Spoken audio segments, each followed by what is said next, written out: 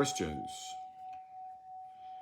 You posted a couple of videos from Krishnamurti, talks he had given with assemblies. And I had a couple questions about each of the videos. Okay. So the first video was Krishnamurti talking about the root of thought, contemplating getting to the root of thought to understand it better and a radical change in the individual. Yes. And early on in that discussion, he talks about the observer being the observed. Correct. And his description of it was a little confusing or off to me. So Krishnamurti is often confusing. Go ahead. Yes. So he says, let's just take a person. You're thinking about what you have to do later that day, or cooking, or whatever it is. So there's a thought. And then he says the person can observe the thought and say, I am looking at this thought of me having to do something later today. And then he says, but that person observing, that observer, that's also thought. And he says the common thing between the observer and the observed is that they're both thought. That doesn't make sense to me, because I don't think people would conceive of the observer as also being thought. Do you see what I mean? I do. Would you consider your body to be thought? More or less, yeah. Kind of. It's of a different quality than the ones in my brain, but... Is it? Substantially, I can't tell a difference, really. It appears differently, but I can't substantially tell a difference. When we talk about your mind, is your mind a thought?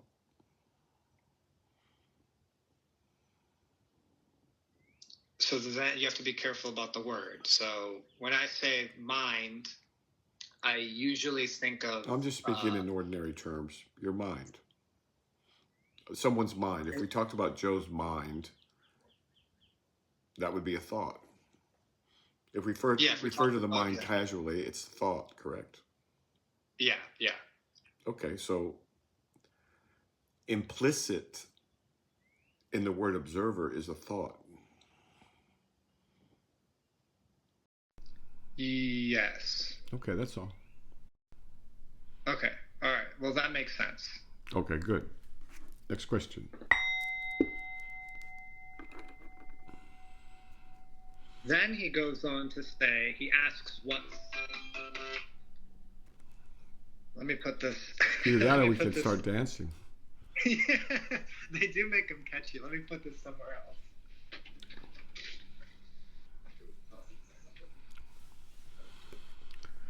The observer is the observed. Well, that's a way of putting it. Here we go. Ready? Yeah.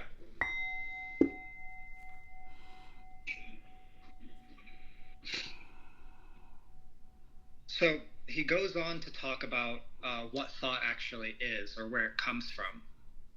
Well, those are two very different things, aren't they? One is ontology, and the other one is, I guess, physics. Ontology would be where it comes from?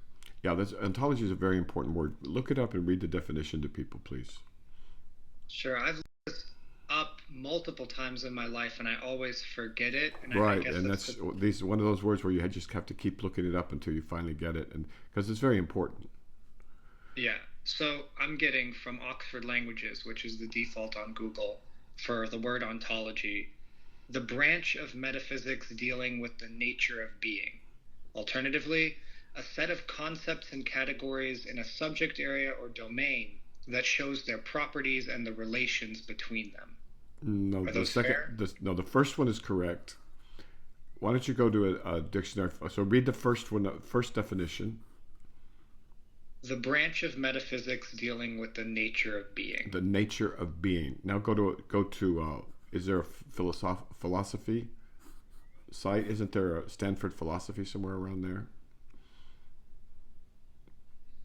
Go to Stanford and Encyclopedia of Philosophy. Go there and see what they say about ontology.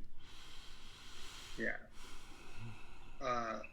Yes, this is from the Stanford Encyclopedia of Philosophy. I believe this is 2004 with a substantive Philosophy revision. doesn't change that rapidly, my friend. Don't worry about it. Okay, 2004, 1004, 04, same thing. Go ahead. Different conceptions of ontology. As the first approximation, ontology is the study of what there is. Perfect. Good. Boom. So the nature of being, the study of what there is. This is, by the way, outside the realm of science, and this is an important point.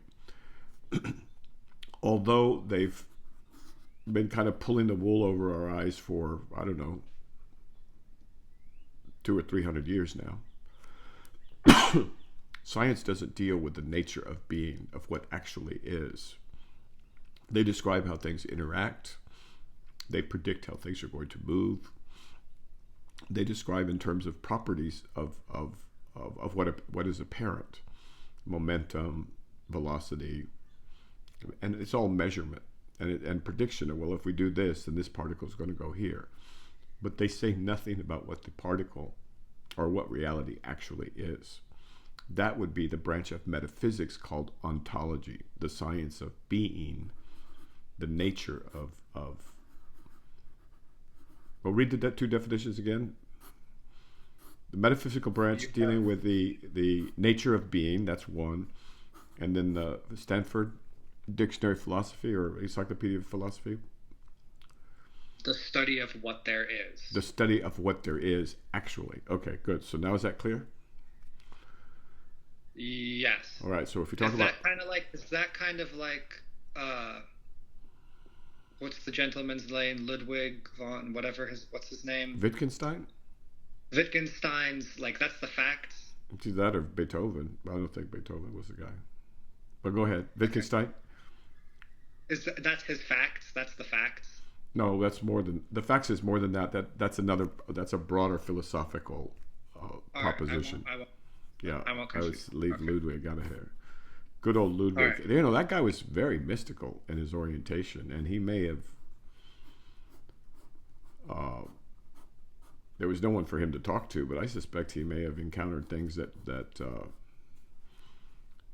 mystics encounter, but you can't talk about that without being, stoned to death or booed out of the room back in those days. It's very fascinating the way in the West we developed a deep and pernicious allergy to ontology and metaphysics in the analytic schools of Britain. In particular, the German idealists, they were all over this stuff, like Kant and Hegel and these folks. But up in analytic land, England, Scotland, it was like no. Well, they were, it's a very interesting story, and someday someone will write it, but not today. Let's keep going. Okay, so the reason that got brought up because I said that Krishnamurti asked the question, what is thought? Yeah, what is thought? Said, yeah. What is it? Are you asking me? Yeah.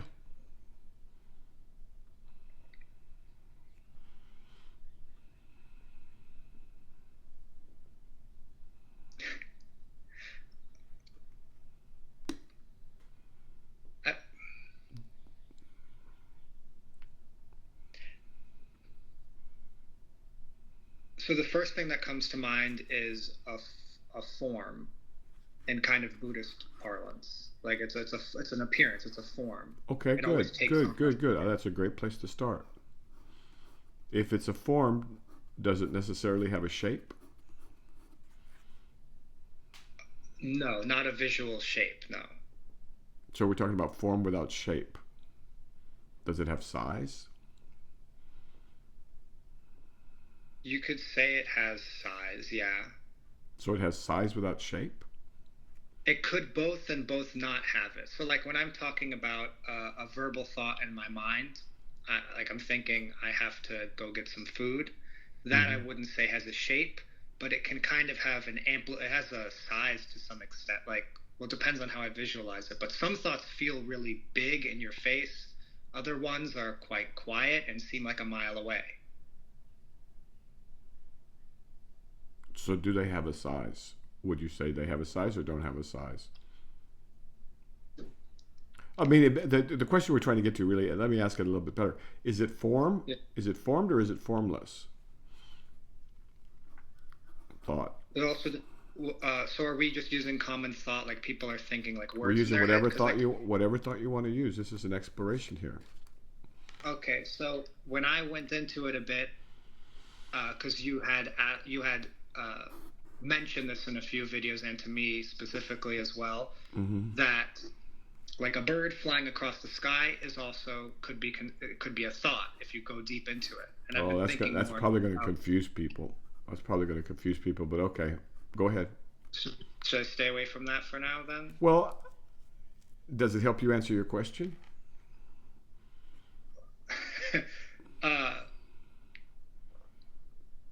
Yes, of course, a bird is a thought. What else could it be? Flying through your mind. But for the purposes go ahead. Of Krishnamurti, for the purposes of Krishnamurti, I don't think he's going there. So. Okay, fine. So let's put that on to the side for now.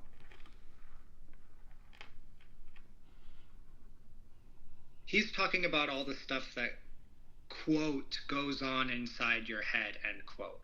Fantasies. Is that what he said? No, but when he's describing everything, it seems like he's talking about mental activity, thoughts to oneself, intellect, things like that. Does he refer to it as mental activity? No. Let's be careful because we don't want to put words in his mouth. Yeah, fair. All right. So the question is thought formed or formless or something else?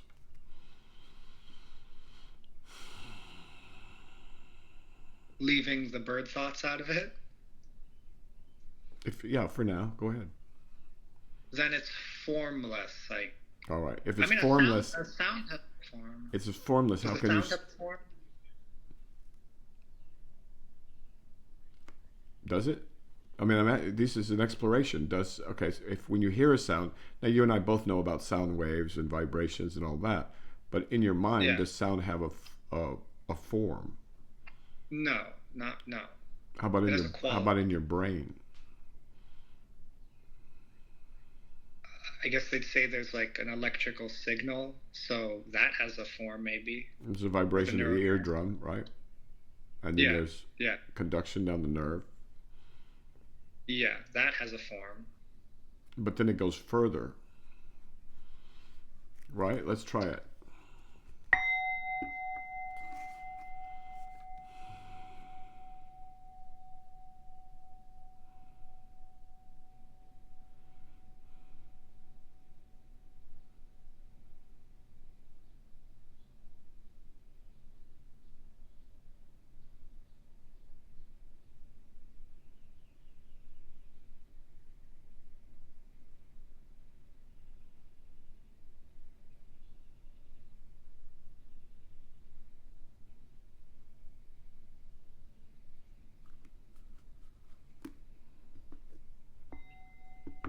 So after, what did you see?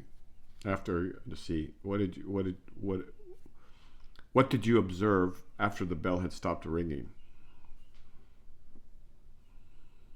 I felt more acute, I guess. It put me a little deeper into consciousness. But you could still have the sound in your mind without the bell vibrating and without your eardrum vibrating. Correct? Yeah, I can have it right now. Okay, so does that thought have form?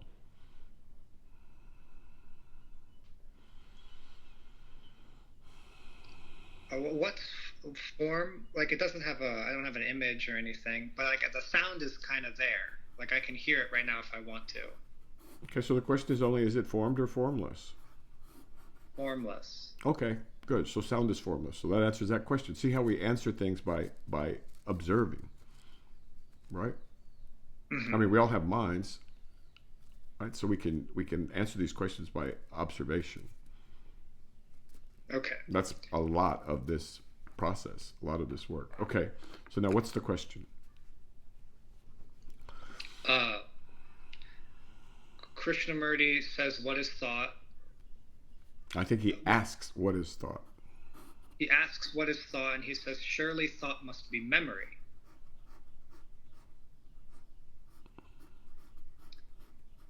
And I observed this for quite a bit, and from what I can tell, my thoughts, the formless thoughts in my head, generally are based on he says two things. Thoughts are memory, surely, and then he says or response to memory. Just because he says surely doesn't mean he's right. We got to check everything, right?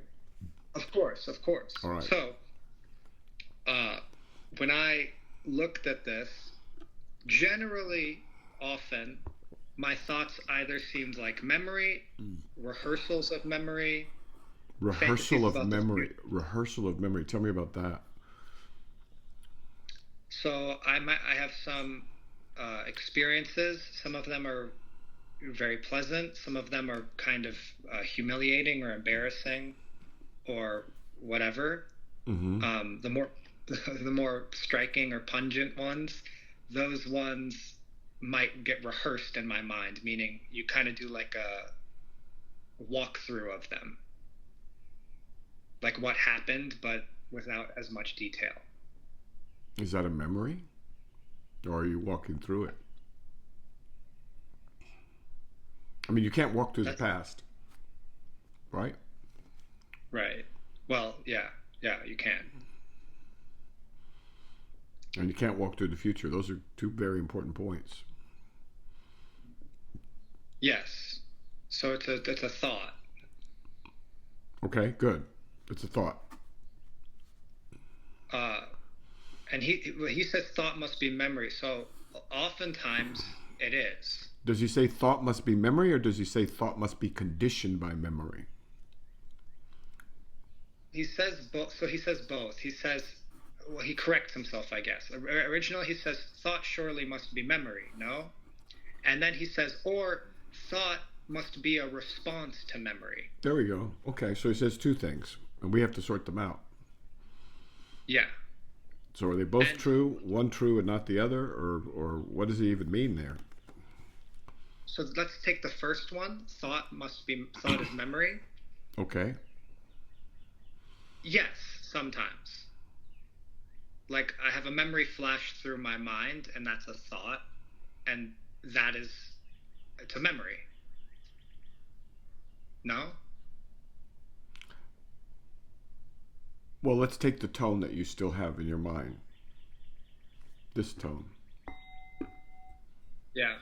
Would you call that a memory right now?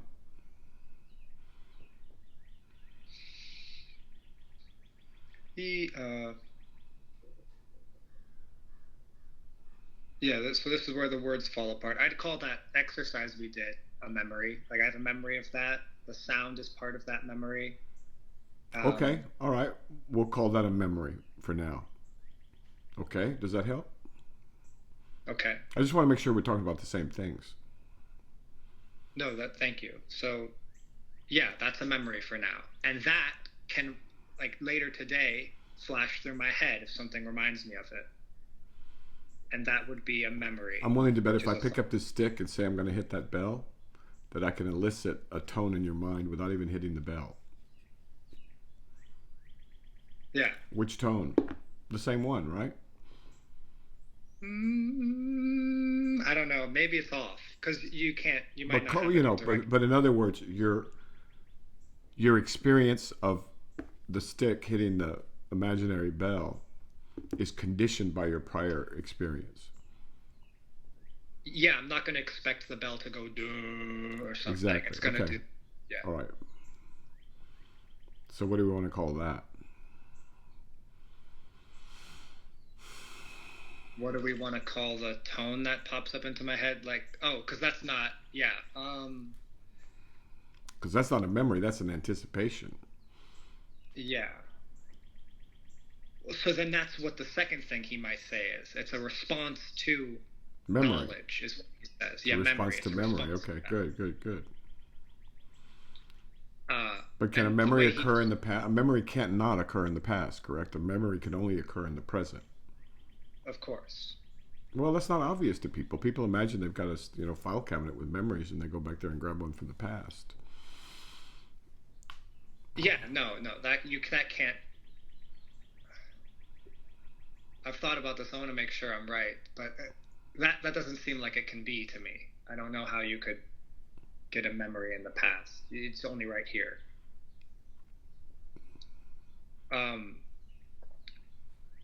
So that's the second thing he talks about is thought can be a response to memory, which is I think he says it's always a response to memory, doesn't he? Or something like that. He makes a pretty hard case that is it not a movement of conditioned by memory? Yeah. Well, so then he describes the origin of it, which would be you have an experience. Experience gives you knowledge, and then a thought is a response to that. So you stub your toe. Yes. Now you have experience. Now you have knowledge of a sort.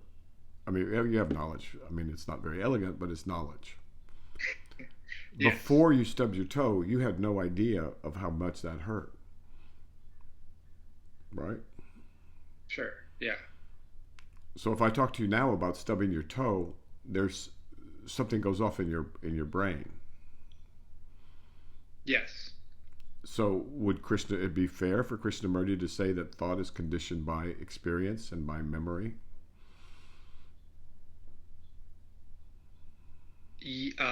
Largely, yes. Okay, well then let's talk about the exceptions. That can also be fun. Let's talk about the exceptions to that. Well, so that was basically my question, is whether there are exceptions to that and what the exceptions might be. Well, good question. Okay, that's a good question. Now answer it. Yeah. Are there exceptions to thought? Is there thought that is not conditioned by memory? Is there thought that's independent of the past? And the first thing that comes to mind or came to mind is insight, which is like, how did or I forget the gentleman's name, the double helix. Watson. Yeah. So I took biochemistry with that guy. They kicked my butt. Couldn't believe it. They were not interested in helping you get to med school. They were interested in filtering you out if you were lame. That's pretty hardcore. I don't know if that's an approach these days, but yeah, as much. Well, okay. We need good biochemistry researchers. We need good ones, hardcore researchers in biochemistry. So Agreed. I don't know if I agree with his methods, but I think his results, I just don't know. Like I say, they kicked me hard. I waited to med school to take biochemistry. Okay, so now, so where were we? The question is there thought that does not come from the past? Right. Or is not conditioned by the past? And you just said the double helix of Watson. That's a little esoteric, right? And we don't know exactly how he came up with that, do we? No, but let's say something very cutting edge that seems to come out of the blue. I'd prefer something less cutting edge, something mundane. You know, have you ever had a thought that didn't come out of the past?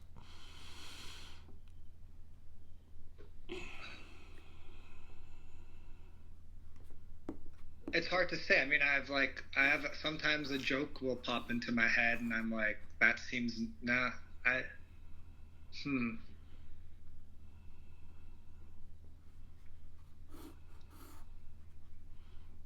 don't know. Some thoughts seem to come out of the blue or seem new. Those are very rare. But even then, they seem very related to my memories or knowledge. Like, that's not like it's completely novel or Okay. different. So why don't we make this into something, an exercise, and you'll profit greatly from it. Why don't you try and think, not necessarily now, but try and think of a thought that is not from the past, that is not conditioned by your past, and try it for a few days or a few weeks or whatever, and see what the answer is. And that way you'll know, like with the stubbing of the toe, you'll have experience, you'll have knowledge. Otherwise, it just comes and goes, like definitions of ontology, right? Just comes and goes. Okay. So you're going to be looking for a thought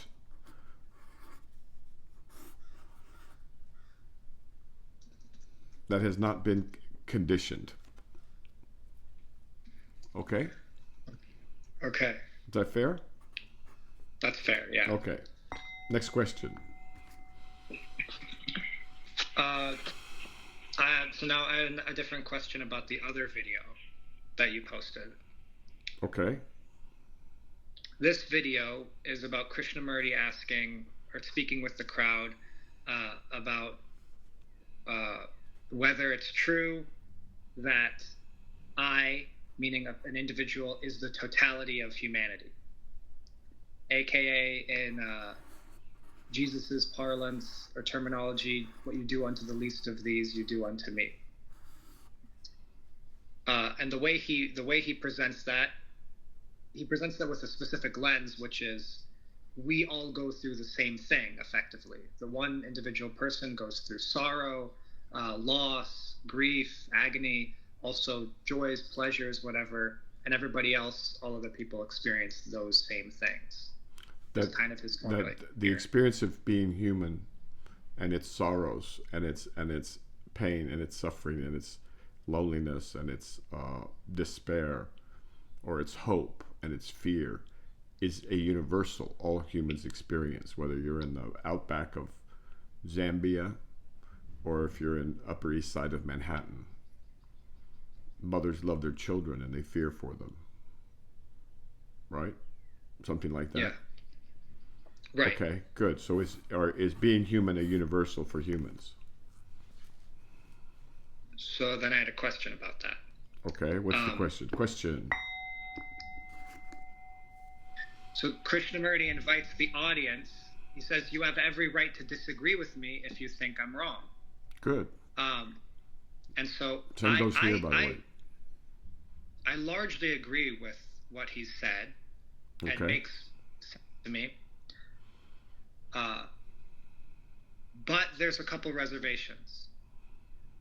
One of them being, there are a bunch of human experiences that I do not currently have access to or have not experienced. And these seem to be pretty important ones, or maybe not important, but people consider them to be important, which could be a point of difference between people. Okay. One of those would be having, like being the mother of a child. Fair enough. And being attuned to them in that way. And that seems like a quite important part of a person's life, that they would feel that they depart from me.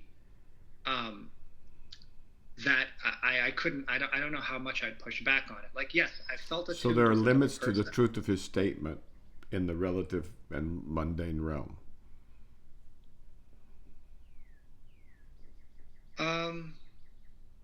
Well, so that's what I want to go into. I don't actually know, because if I think about... Well, then let me ask it as a question. Are there limits to the truth of his statement in the relative or mundane realm? Of course, yeah. Okay, so we answer that one. Good. Next question. All right. Good. Yeah, I should have thought about that. Well, then another question. Good. If what he says is accurate, of course, minus the limitations in the mundane realm, with regard to humans, then it seems like it could also be accurate between a human and another animal. So if I take me and a dog, I don't know of any other big C consciousness than the one I know. It seems like the dog would have that same consciousness and then also experience things like, I'm hungry, I want to get food. I feel the pain of loneliness to some extent if I'm separated. I get agitated if I'm cooped up too long. All of this stuff. And so that seems like... Does Krishnamurti compare your consciousness to that of a dog? No, he doesn't. Okay. Not in the video. So this is your question. This is my question. What's the question? Question.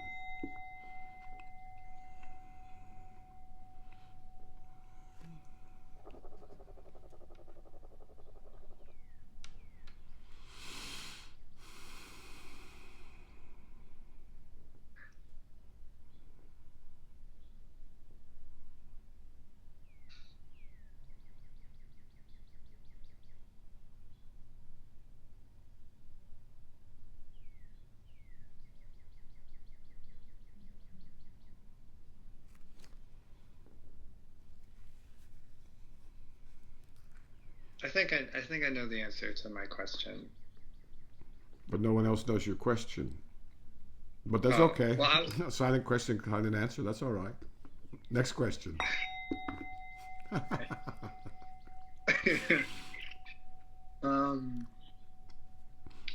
No, go ahead and formulate it. So, I mean, part of this is hoping that other people can benefit. So what was your question and how did you answer it? That could help people out. My question was, am I the same as any other sentient thing, like a bug or an amoeba or a parakeet, and the only difference is the appearances that pop up? Like, I can see a certain amount of the wavelengths, a dog sees in largely black and white, spider can see different things, but it's really just the forms are different, but ultimately it's the same thing. There's one of the most famous Buddhist koans, if not the most. I mean, there's one hand clapping. What's the sound of one hand clapping? And the second most famous Zen koan is, does a dog have Buddha nature? Right. Okay, good. So you know that. So I don't. Okay, good. All right. So what did you learn? Share with us. Say it again. Well, it seems like the answer to my question is the affirmative of the question. So I asked, am I the same as all other sentient beings? It's just that the forms that appear are different, or maybe the sounds are heard differently, or different. You can't fly. We know that. You can't fly like a butterfly. Right.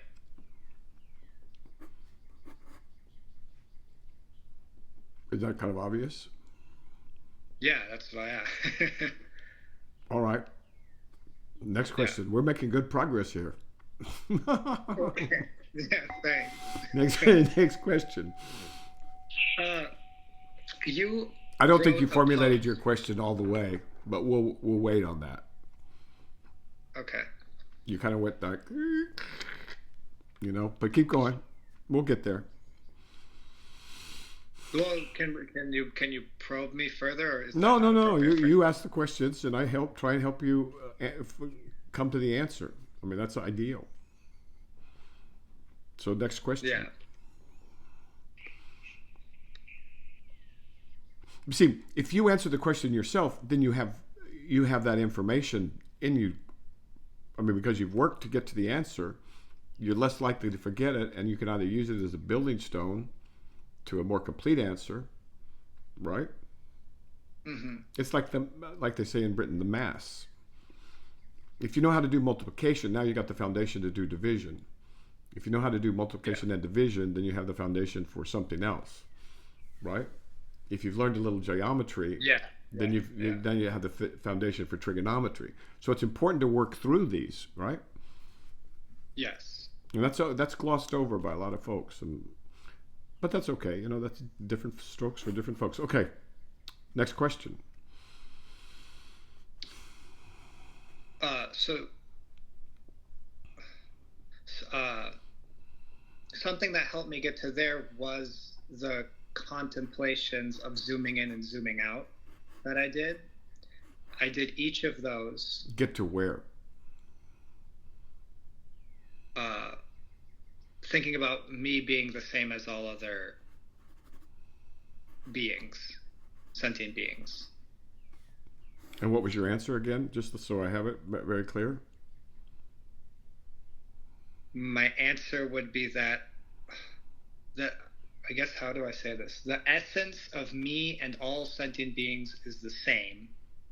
Is it? It seems like it must be.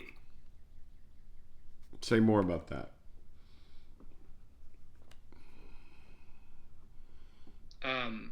Well, this could be approached from multiple angles. Good. Let's do them. One of them would be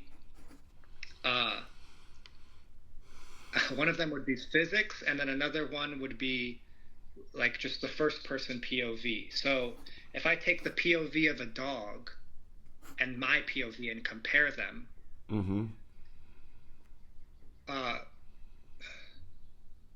the backdrop, like let's say I'm next to him, I have a dog at home, and I sit next to him on the couch, and we're both looking at the TV in the living room. The backdrop to both of our experiences must be, like the substance, the underlying whatever, must be identical. But the appearance of the room and the surroundings would be different. What about the goldfish in the bowl? In the back of the room, there's a goldfish. Yeah. And there's a snail, and there's a little slime, and there's a goldfish. What about their POVs? They would see different things according with their faculties, like the bodily faculties as they're incarnated, formed. But the backdrop to it must be the same. What about a mirror in the back of the room? A mirror that's behind the goldfish bowl, behind the dog and you, facing the... What were you facing? The television? TV in the living room. Yeah. There's a mirror facing the TV in the living room. Does it have the same? Is it the same? Yes, in one way, no, in another. Its POV is not, because it doesn't... No, it's identical to the dog and you and the goldfish, right? It's in the back of the room. Its point of view is the same. Let's make it the same, all right? Okay, yeah. Well, but it can't, it doesn't have... it doesn't have life to it. It's not seeing anything. It doesn't have a POV. It's oriented the same as us. It doesn't have a POV of the room. So it must have life in order to see. I've not found an exception to that. Okay, so let's take a movie camera that's hooked up to a computer. Yeah. Is it seeing? And the camera's hooked up to a computer. Is it seeing? No, I don't think so. What's missing? It doesn't have that backdrop, the consciousness, the okay. life. So you're saying it's not conscious? It's not conscious. All right. So let's put a tree, a planted pot, a big one, in the back of the room also. It's also looking at the TV, the dog, you, the goldfish bowl. Yeah. Does it have a point of view? POV? Yes. This is a little harder to get to, but I think I haven't been able to access this directly, but like if it's a living thing and it's sensing its environment, its POV, I think, based on what I know of trees, would be radically different, but it still must have that same backdrop. Okay, so you're postulating that all living things share the same, what, point of view? No, share, you would call it big C conscious. I guess like they share I guess Nisargadatta would call it I am. Like they share. The plant has got no I amness, I don't think. How would it have the I amness? I mean, come on. You don't think a plant? I think It doesn't have an eye. It doesn't have an eye, does it? Neither does a sea like snail. We have an eye. Okay. Not like we have an eye, but. So is this something you read somewhere? You believe? You want to believe? I don't understand. You're saying that every one of these creatures has the same consciousness. No, I'm saying no. So we'll be careful. I have to be careful. Like they all see different things, but if it's conscious,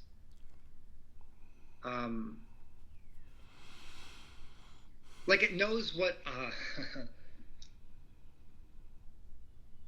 If it knows what not being there and being there feel like a mirror. Do you know what not being there feels like? Let's say you're on an operating table, right? And they've given you anesthesia. Yeah. Do you know what not being there feels like? No. Okay. So now tell me what not being, the feeling of not being. Tell me more about that. So the feeling of not being. Go ahead. So I've experienced two kinds. There's sleep. When I go to sleep at night, I can feel a duration of time between sleeping and waking up. No, we're not using that as an example. We're using the anesthesia. I've never been in anesthesia, so I don't know. Have you ever been knocked out? I've never blacked out or not been knocked out. All right. But so we can't use that. From what I understand. Okay, so it sounds like you're exploring very, very important questions. But we need to distill them down and get them down to something that we can manage, because right now I can't tell whether you're talking about point of view, whether you're talking about something else, whether you're talking about consciousness, and I don't know the basis for your opinion. What's the basis for that opinion?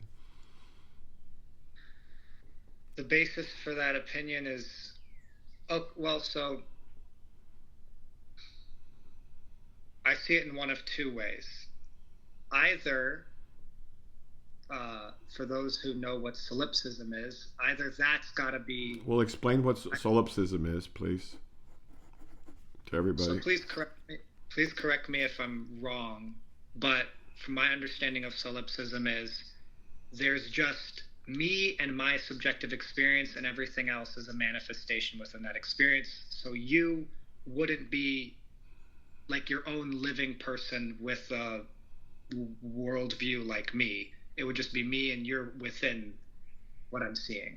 How do you know that's not true? That you haven't just dreamed me? I can give you no evidence that you haven't just dreamed me. So that's when I say I can do this in one of two ways. One, that seems accurate to me, or I could say every living thing also has this view. Virus? A virus?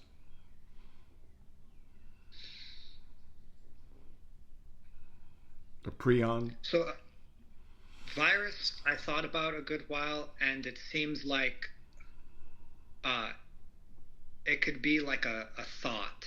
So, like, the okay, so let's do this, because we're getting into very dry intellectual things here. So just, if you tell me the difference between living and non-living, then we can move forward. Where's the line between living and non-living? I haven't been able to do that. Okay, so we got to do some basic stuff first before we can go on to this question of Krishnamurti. And by the way, this line, although it's important to go down it when you're young a few times, there's another way, which is direct perception, direct knowledge. And that's much more effective and much faster, frankly. And so that's what I'm recommending for you, and that's where the overall corpus of work comes in. The Zen folks are really good with this, but we can do this intellectually for a long time, but see, the problem is that you're going to come down to definitions, and then you won't be able to define your definitions. You can't tell me what's life and what's not life. So that's a problem. Because now we're just talking in intellectual abstractions. So let's move on to a juicier question, okay? All right. Next question.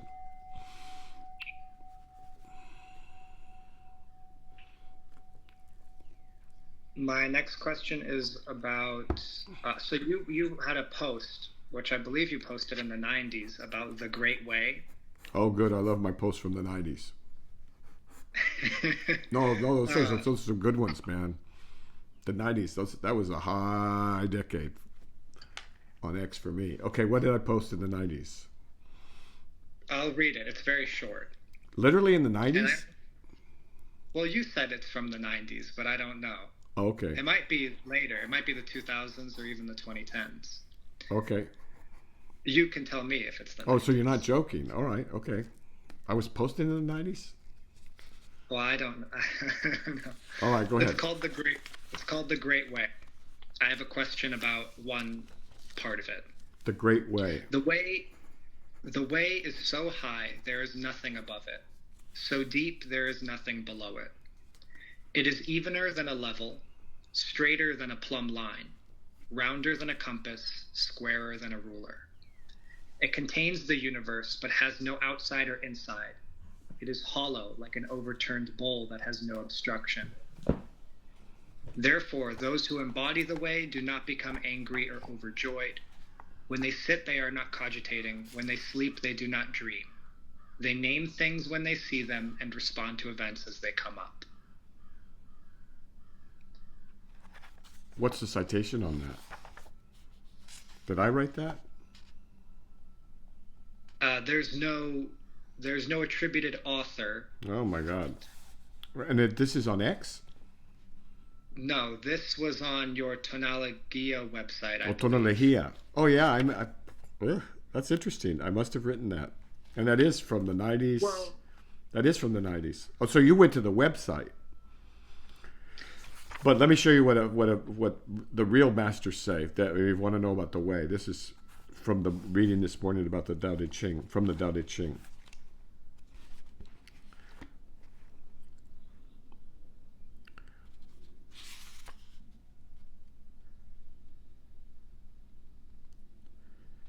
They say of the way, or of the constant, it cannot be made familiar, yet it cannot be estranged. It cannot be profited, yet it cannot be harmed. It cannot be valued, yet it cannot be demeaned. Therefore, it is precious. This is called mysterious sameness. So you know, I may have written something back then. I was doing different things, but I prefer the Tao Te Ching by far. Did you get that? Agreed. It cannot be, I just find this wonderful. Wait, one more time.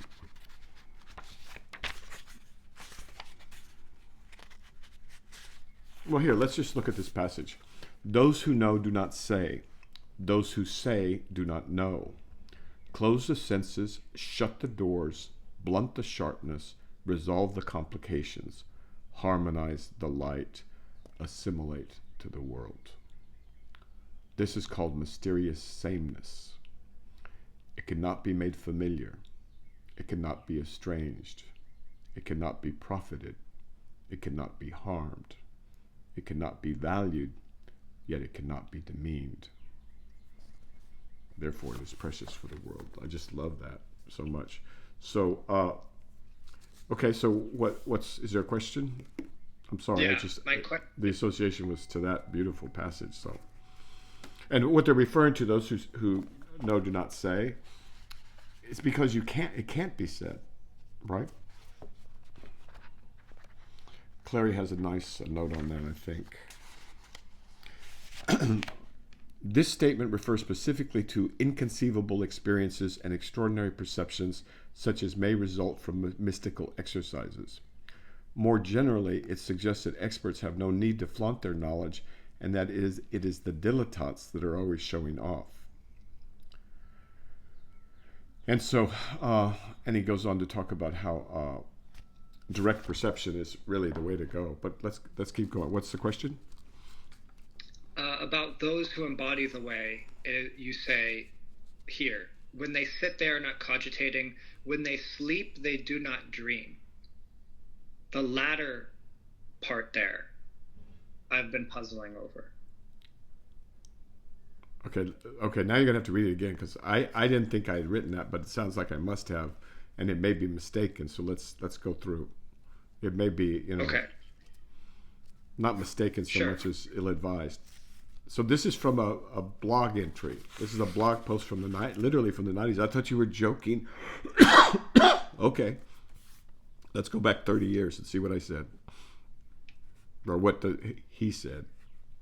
Go ahead. Those who embody the way do not become angry or overjoyed. When they sit, they are not cogitating. When they sleep, they do not dream.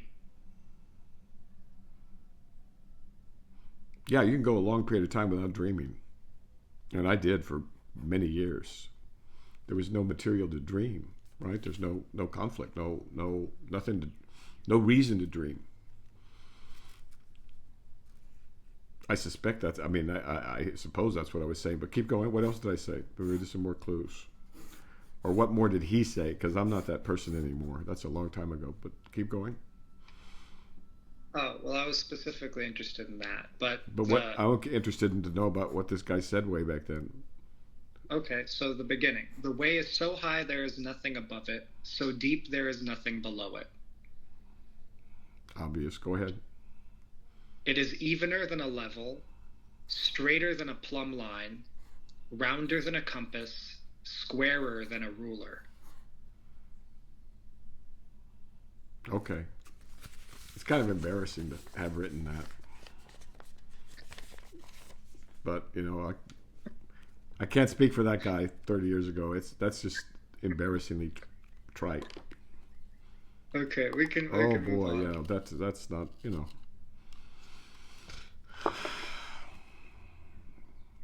But I do have a related question, which is about, I don't have a citation, but multiple times I've read... What's the name of the entry so I can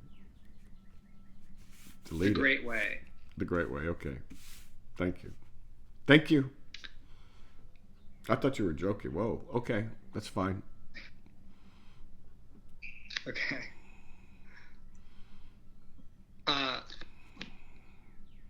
Actually, I think that one's understood. All right, new question.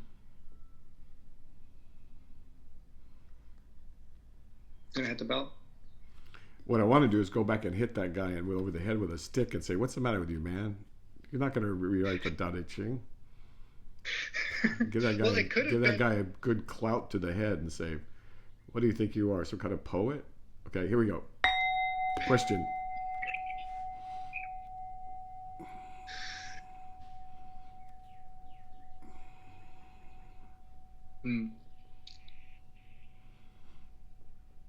I have a question about energy leaving the body. So at work, or sometimes dinner or whatever, I will have what I guess you could call our nervous fidgets or something like that. So you know how when you see somebody and their foot is tapping over and over again repeatedly, or something like that?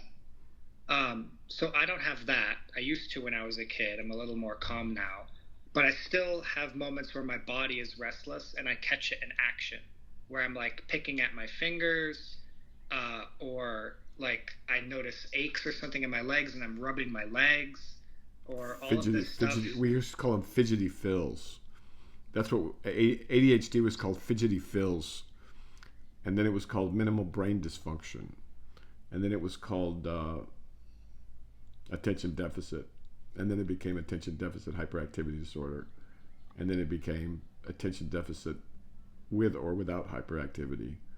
But yeah, so this is a physiological thing. Go ahead. I'm not saying that you have any of those things, but I'm just giving the history of that term. Fidgety Phil, okay. Yeah. So what's the question? So the question, one, I see myself doing that, and then I want to stop, and then I keep doing it. And I was wondering, if this is like a part of this leaking energy, for example, or if this is just a natural thing of the human body. I mean, I know people do it all the time, so it's commonplace, but I don't know if it's something to resolve. It will resolve with time and with calming the mind and the whole system.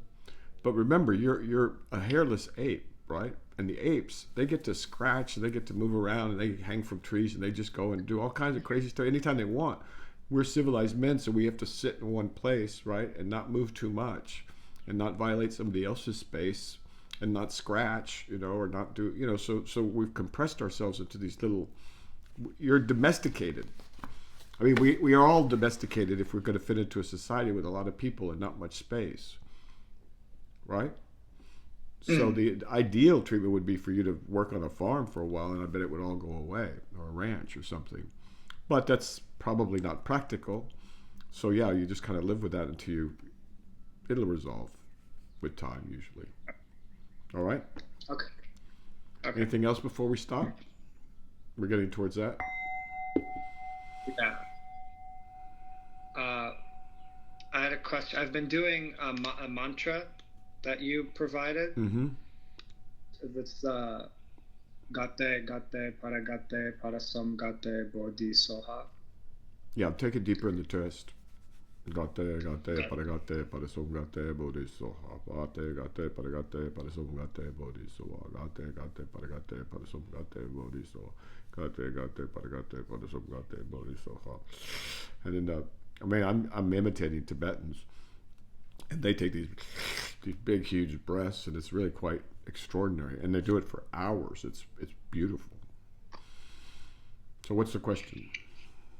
You said to try it out. Asked to try it if I should set aside time or to do it while doing other things like walking or whatnot. And you said try both. 24/7, night and day. Yeah. To where you do it in your sleep. I had some Tibetan lamas sleeping in my house because I didn't really have any other place to go back in the days of the diaspora. And I swear, this guy would, first of all, he'd be doing this mantra all day long. And then I walked past him sleeping once, and I swear he was his mouth looked like he was doing the mantra in his sleep. That's a great practice. It really is. And mantra may have had something to do with me, my good fortune, because at the time I was doing a lot of mantra. You just saturate yourself to the marrow, to the bone, into the bone. What are you saturating yourself with? With mantra. Like it's. With dedication of intent, with determination to wake up, or determination for,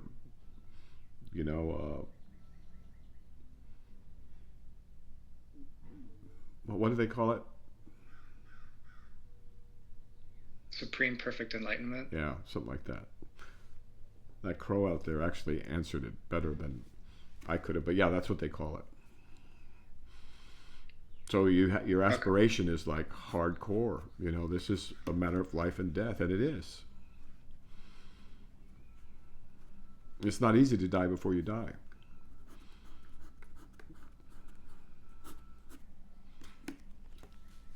All right. You can get lucky. Right. You can get lucky, but most everyone I've heard of and know of, they worked. They had to work. Because as you're learning, your thoughts are conditioned. That means you can condition your thought. And people say there's no free will, but there's absolute free will in that you can determine the trajectory of your life. If you're fortunate. And we are fortunate. Okay, but what the question was, I'm sorry. That crow threw me off. Oh, it was just about, you said you would explain more about that, and you did, so that's good. Okay, good. All right, sir. Anything else before we stop? Yeah, well. Go ahead. Well, when you say the crow answered it, what do you mean when you say that? Ask him. Yeah, it's another thing. See, the mind is a paltry thing. And the human brain and our thoughts are really kind of, they're like weak sauce, thin soup. But when you hear a bird like that, there's nothing thin about that. There's nothing weak about that. Thought is a paltry excuse for being there. Okay, sir? Okay. Anything else? Oh, the zoom in, zoom out. This will be quick. Okay, we call that network of loci practice. Network of loci practice. Yeah, it's very, very important and very, very useful. And it's hard for me to recommend it enough because it comes in handy much, much later also. And the Avatamsaka is brilliant at it, at teaching you.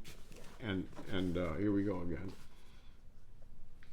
The flower ornament scripture literally does it for you. And it's really important to have that flexibility of mind. Really important. For later. So it's like, so the kicker in a football, American football, he may have to run laps and he gets all this, what do you call it when you've got endurance and speed and all these other things. What do you need that for? You're a kicker, whatever. But later in his career, a certain situation comes up and it makes all the difference, right? So those coaches know what they're talking about. Something like that. Okay, so what's the question? I did it a few times each, zooming out to the cosmos, past the galaxies and whatnot. Oh, good.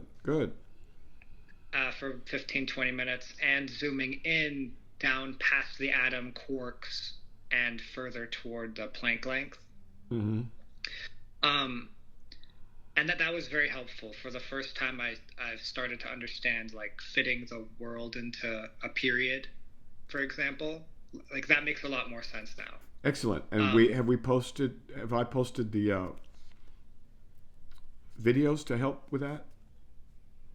Still need to post the zooming video. Okay, good. So anyway, see, one of the great advantages, there's disadvantages to living at this time, but there's many advantages, and one is that we have all this information available.